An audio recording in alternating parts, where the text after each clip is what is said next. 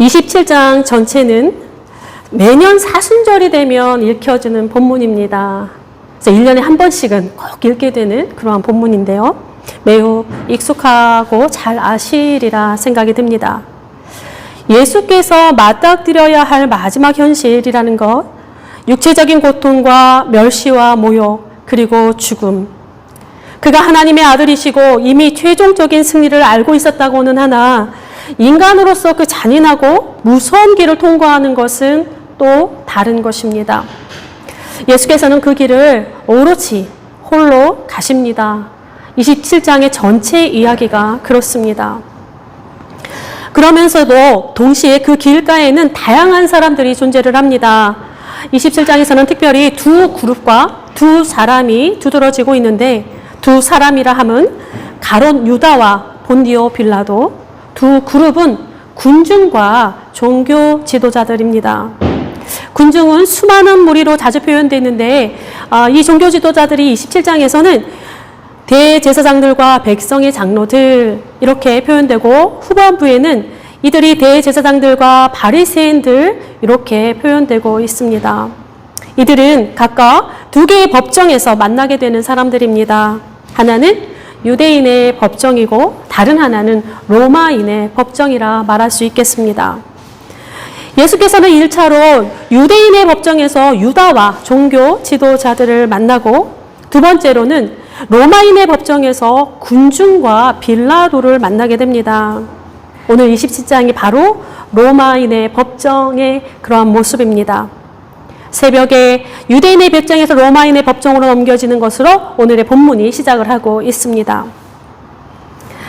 프랑스 심리학자인 귀스타프 르봉은 이 19세기의 말을 군중의 시대라 그렇게 이야기를 했습니다. 군중은 개인의 합리성을 상실하고 맹목적 목적인 감정에 따라 행동하는 인간의 집합체이다라고 보았습니다. 그가 이렇게 말을 합니다. 군중은 진실을 갈망한 적이 없다. 군중은 자신들을 부추겨주면 그게 오류라도 신처럼 받든다.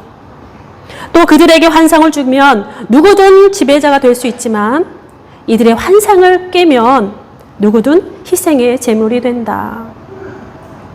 수많은 무리들, 군중을 움직이게 하는 것이 이성적인 논리가 아니라 자신이 지지하는 누군가 내뱉는 한마디, 그러니까 어떤 미래에 대한 환상에 있다라는 점입니다.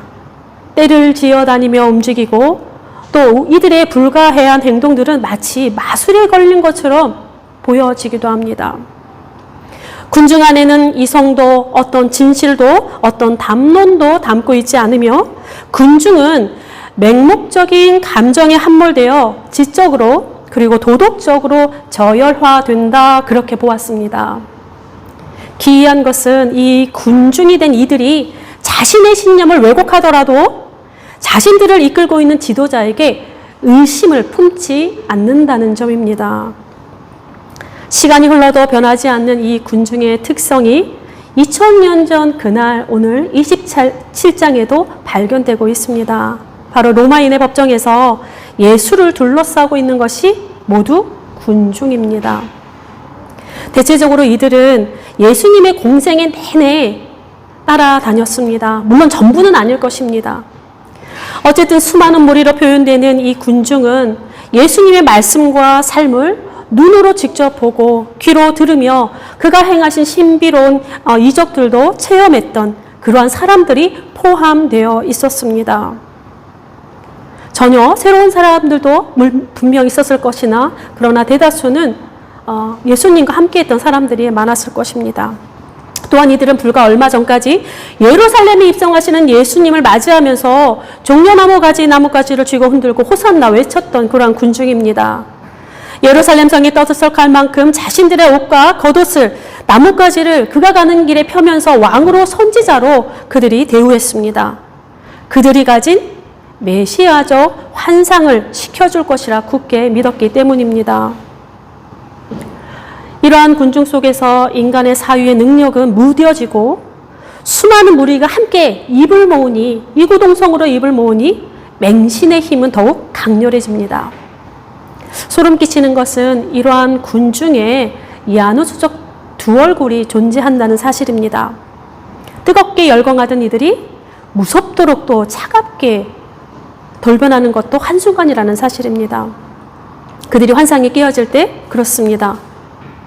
오늘 본문을 보면 거짓으로 인하여서 그들의 가치가 뒤바뀜이 일어나고 그 가치의 뒤바뀜은 진실이 왜곡되면서 어긋난 문을 군중에게 활짝 열어주는 그런 모양새를 보여주고 있습니다.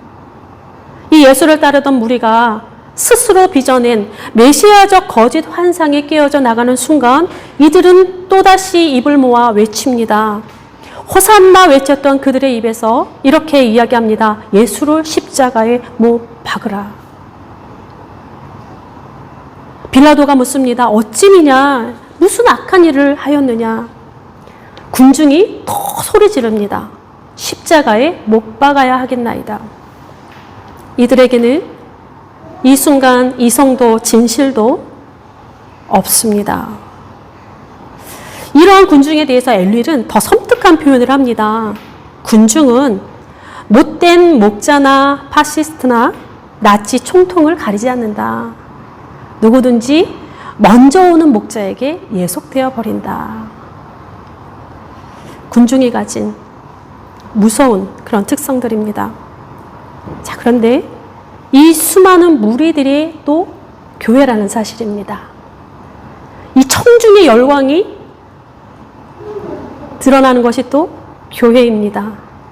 우리가 이러한 점을 생각하면서 좀 더 생각을 한 걸음 더 나아갔으면 좋겠습니다. 밀란을 일으킬 때 동요하며 소리 지르는 그 무리들 앞에서, 이 군중들 앞에서 빌라도는 물을 가져다가 자기 손을 씻습니다. 그리고 말합니다. 나는 이 사람의 피에 대하여 무죄하니. 1960년 5월에 부에노스아이레스에서 한 사람이 체포가 됩니다. 히틀러 유대인 학살의 중심 인물. 다 잘 아시죠? 아돌프 아이히만입니다. 그가 15가지 제목으로 기소됩니다. 그 이듬해 예루살렘에서 그 심판대에 올려지는데 그는 거기서 굉장히 의기양양하게 자신의 무죄를 주장합니다. 이 모든 재판 과정을 지켜보던 한나 아렌트라고 하는 학자가 예루살렘의 아이히만이라고 한 책을 세상에 내놓는데 악의 평범성에 대한 보고서라고 하는 이름으로 더 유명합니다. 책의 마지막이 이렇게 끝납니다. 인간의 사악함 속에서 이루어진 이 오랜 과정이 우리에게 가르쳐준 교훈을 요약하는 듯했다. 두려운 교훈, 즉 말과 사고를 허용하지 않는 악의 평범성. 딱 이렇게 끝납니다. 그 예루살렘의 아이히만 7장에 반제해위 본디오 빌라도라고 하는 그러한 단락이 있습니다. 1942년 1월에 국가차관회의가 베를린에서 열리게 되는데 유대인들에 대한 나치스의 최종 해결책, 그 실행이 이 회담의 목적이었습니다. 바로 나치의 핵심 권위들이 다 모이는 그런 회의인데 그 회의를 반제회의라 불렀습니다. 여기에서 이 아이히만이 서기로 활동을 합니다. 거기서 이제 예루살렘의 아이히만, 거기에서 나오는 구절들을 잠깐 읽어드리겠습니다. 폭력을 통한 그러한 피투성의 해결책에 대해 약간의 의구심을 갖고 있었는데 이러한 의구심들이 이제는 사라지게 되었다. 지금 이곳에서 이 회담에서 가장 유명한 사람들이 제3국의 교황들이 말씀하셨다. 그곳에는 친위대뿐만이 아니라 착하고 연륜 있는 그런 엘리트 공무원들이 다 모였던 자리입니다. 아이히만은 그곳에서 무엇을 보느냐면 그러한 착하고 엘리트의 이 공무원들이 더 상위의 이런 권력자들이 이 피투성이의 문제라고 표현합니다. 유대인 학살에 대한 것들을. 이 피투성이의 문제에 대해서 주도권을 갖기 위해 서로 경쟁하고 싸우는 모습을 보면서 그가 어떤 감정을 느끼냐면 바로 빌라도의 감정을 느꼈다. 그렇게 표현합니다. 아이히만의 고백입니다. 당시 나는 일종의 본디오 빌라도의 감정과 같은 것을 느꼈다. 나는 이제 모든 죄로부터 자유롭다. 아이히만은 이때부터 그가 하는 일의 모든 것, 그러니까 유대인 대학살에 대한 관련된 모든 것들이 더 쉬워졌고 일상의 것이 되었다. 이렇게 표현하고 있습니다. 굉장히 무서운 그러한 순간입니다. 본디오 빌라도의 감정과 같은 것, 폭력과 피투성이의 계획에 대한 의구심을 아이만도 처음에는 가지고 있었다 했습니다. 그러나 그가 상위 권력에 대한 자신의 생각을 그리고 판단을 모두 정지시켜 버립니다. 그런 다음 자신이 한 일에 대해서는 상부의 결정에 내가 충실했을 뿐이지 죄가 없다라고 그렇게 결론 짓습니다. 그러니까 유대인의 대학살에 대한 그 엄청난 죄악이 조직에 성실했을 뿐이다. 그렇게 답하는 것과 같습니다. 자신의 안위만을 구하며 모든 일에 책임지지 않으려는 전형적인 관료주의의 단면이기도 합니다. 본문으로 돌아갑니다. 빌라도 그 역시 예수의 무죄함을 모르지 않았습니다. 그러나 그의 판결은 자신의 생각과 판단이 아니라 지금 오직 성난 군중들 그리고 그 군중들의 요구와 정치적인 압박, 그러니까 밀란이 일어나서는 안 되는 그 자기의 자리를 지키기 위한 정치적인 압박에 의해서 결정을 합니다. 그런 다음 그가 물에 손을 씻으면서 하는 그런 장면들입니다. 손을 씻는다라고 하는 것은 스스로 그 죄에서 자유를 선포한다는, 나는 죄가 없다. 바로 이 허상을 쫓는 군중의 영적인 천박함과 말과 사고를 허용하지 않는 빌라도의 감정, 그러니까 악의 평범성은 이렇게 예수를 십자가의 도상으로 밀어버렸습니다. 진실에 대한 책임, 이런 것에 눈을 감은 채 평범한 모습으로 일상으로 다가오는 이 악의 모습들. 수많은 사람들의 아우성에 함몰되어서 길을 잃어버리는 우리의 지성과 영성과 감성들. 스스로 죄에서 자유를 선포하는 본디오 빌라도의 감정. 바벨의 도시 문화에 길들여진 현대 그리스도인의 특성을 매우 많이 담고 있습니다. 로마인의 법정에서 예수 그리스도께서는 이렇게 성난 군중과 본디오 빌라도 사이에 계셨는데 또 전체적으로 보면 예수께서는 그와 상관없는 듯 그 한복판을 가로질러 요요히 걸어가시는 그런 또 모습이기도 합니다. 이 모든 것들을 잠잠히 감당하십니다. 이사야 53장의 말씀입니다. 그가 곤욕을 당하여 괴로울 때에도 그의 입을 열지 아니하였으며 마치 도수장으로 끌려가는 어린 양과 털 깎는 자 앞에서 잠잠한 양이 그의 입을 열지 아니하였도다. 여호와께서 그에게 상함을 받게 하시기를 원하사 질고를 당하게 하셨은지 그의 영혼을 속건제물로 드리기에 이르면 그가 씨를 보게 되어 그의 날은 길 것이요 그의 손으로 여호와께서 기뻐하시는 뜻을 성취하리로다. 바로 사람이 되신 하나님의 길은 처음부터 자신을 속건제물로 드리는 십자가의 길에 맞추어져 있습니다. 이에 대하여 어떤 말도 필요치 않은 것처럼 침묵하시는 그러한 예수님입니다. 도리어 구경꾼처럼 길가에 서 있는 사람들이 더 요란하고 시끄럽습니다. 십자가의 길을 걷는 그에게 사람들이 끊임없이 던진 질문들은 오직 하나입니다. 모두 내가 하나님의 아들이거든. 이것에 모두 귀결됩니다. 예수께서 세례를 받고 물에서 올라오실 때에 하늘이 열리며 성령이 비둘기같이 내리고 이는 내 사랑하는 아들이요 하는 하늘의 소리가 있었습니다. 그러나 사람들이 그것을 알아들었는지는 알 길은 없습니다.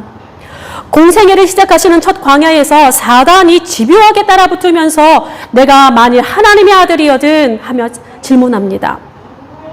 그의 마지막 길에서도 비웃듯이 사람들은 말합니다. 내가 만일 하나님의 아들이거든 십자가에서 내려오라 증명해보라 그리하면 내가 믿겠다 하였습니다. 또 하나님의 아들과 더불어서 유대인의 왕이라는 말 역시 마태복음 초반부터 꽤 중요한 화두로 등장을 합니다. 육신이 되어 오신 그때 먼 길을 달려온 동방의 박사들이 묻습니다. 유대인의 왕으로 오신 이가 어디 계시냐? 이 물음은 예루살렘을 발칵 뒤집어 놓았습니다. 그리고 30년을 훌쩍 넘긴 로마인의 법정에서 빌라도도 묻습니다. 내가 유대인의 왕이냐? 헤롯 왕에게도 그랬지만 빌라도에게도 이 말은 매우 의미심장한 그러한 무엇입니다. 그 자체로서 정치적인 발언이기 때문에 그렇습니다.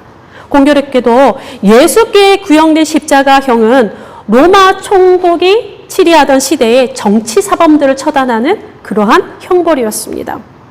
만약 유대인의 법정에서 대제사장들과 또 그들에 의해서 만약에 사형이 구형되었다고 한다면 아마 돌에 맞아 죽었을 것입니다. 또 그러면서 또 앞뒤가 또 안 맞습니다. 만약 예수께서 정치사범이었다고 한다면 그의 제자들 또한 함께 끌려갔어야 됩니다. 그죠? 숨었더라도 숨어있는 자들까지 색출해내서 다 처단했을 것입니다. 그런데 오직 예수만 홀로 당하십니다. 앞뒤가 안 맞는 일들이 계속 이어집니다. 그의 죽을 죄가 유대인의 왕이라 했습니다. 비호순과 조롱의 그리고 멸시의 내용도 유대인의 왕이라고 하는 사실입니다. 그 로마인들의 손에서 그 로마인의 법정에서 유대인의 왕이라고 하는 글자가 새겨지고 유대인의 왕이라고 하는 이 명패가 예수 십자가에 걸리게 됩니다. 무조건 예수를 향하는 그 유죄의 칼끝과 누더기처럼 조각조각 기워진 증언의 낙인들, 그리고 앞뒤가 안 맞는 심의와 불의한 재판들, 그 로마인의 법정에서 예수는 그렇게 숨을 거두셨습니다.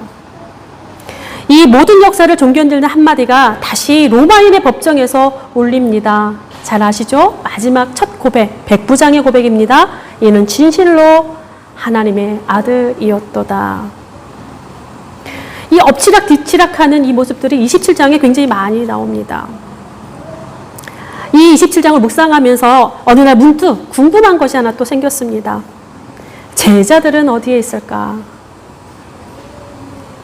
이들의 거취에 대해서 마태는 꼭 모른 척하고 있는 것 같습니다. 슬쩍 뒤로 미뤄둔 거는 아닌가? 전반부에서 예수를 판 자라고 하는 수식어가 붙은 유다의 씁쓸한 이야기, 그 다음에 후반부에는 갑자기 생경하게 제자로 등장하는 아리마대 부자 요셉 말고는 제자의 흔적은 없습니다. 그나마 그림자처럼 따라다녔던 수많은 여인들이 옹색한 제자의 자리를 메워주고 있는데 우리가 아는 제자들은 하나도 등장하지 않습니다. 당신이 스승이 가시는 그 마지막 길에 이들이 교활한 권력에 편승한 것도 아니고 수많은 무리들, 눈먼 군중 속으로 숨어 들어간 것도 아닙니다. 그저 흩어져 버렸습니다. 어쨌든 27장에서는 이들의 행방은 매우 묘연합니다. 누군가가 이런 표현을 한 적이 있습니다. 이 엄청난 진리를 그토록 허술한 사람들의 손에 맡겨야 하기에 예수의 고뇌는 깊었을 것이다.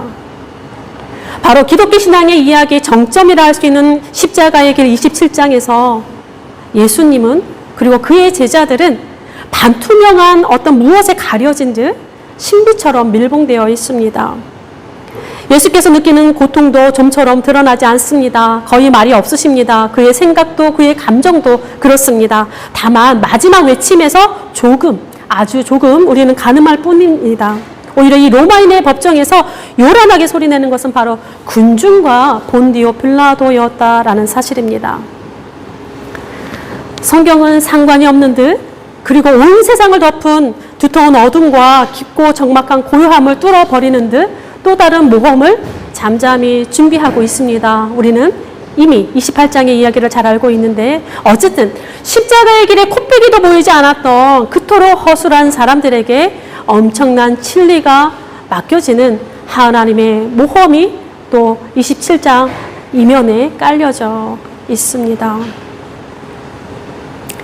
21세기에 또 허술한 사람들이 여기 있지 않습니까? 하나님은 또 우리와 같은 하나님의 십자가의 길에 코빼기도 보이지 않았던 자들처럼 그 허술한 길에 하나님은 또 모험을 시작하시는 것 같습니다. 다만 간절히 원하는 것은 오늘 우리가 27장을 통해 살펴보았던 것처럼 하나님의 모험과 역설로 가득 찬 우리의 삶이 로마인의 법정에 선 군중들, 본디오 빌라도의 감정, 거기에 우리가 휩쓸리지 않기만을 바랄 뿐입니다. 새롭게 주신 이 한 주간도 선하신 하나님의 은혜가 군중 속에서 본디오 빌라도의 감정 속에서 우리를 끄집어내 주시기를 바랍니다. 기도하겠습니다. 우리의 앞에서 행하시며 우리의 뒤에서 호위하시는 하나님, 하나님의 은혜가 아니면 안 되는 우리의 삶을 주님 앞에 세웁니다. 주님 걸으신 그 십자가의 길이 가까이 올수록 우리의 걸음은 자꾸만 뒤로 밀리고 우리를 둘러싼 수많은 권위와 힘에 눌려 때론 숨어버리고 때론 스스로 자유를 선포하며 책임은 묻어버립니다. 그럼에도 허술하게 짝이 없는 우리를 오늘도 찾으시며 먼저 다가오시니 감사드립니다. 진리를 담지하는 자들로 우리를 부르시고 하나님의 모험을 시작하시니 우리가 그에 합당한 삶을 살아내도록 도와주옵소서. 교회라 부르시며 세상의 소금으로 세상의 빛으로 걸어두셨으니 모가지나 보존되게 하시고 우리의 걸음마다 주의 빛으로 함께 하옵소서. 연약한 육체에 창조의 생기를 불어넣어 주시고 비어진 마음에 따뜻한 성령의 손길이 있게 하옵소서. 자신의 길을 유유히 걸어가신 예수 그리스도의 이름으로 기도드립니다. 아멘.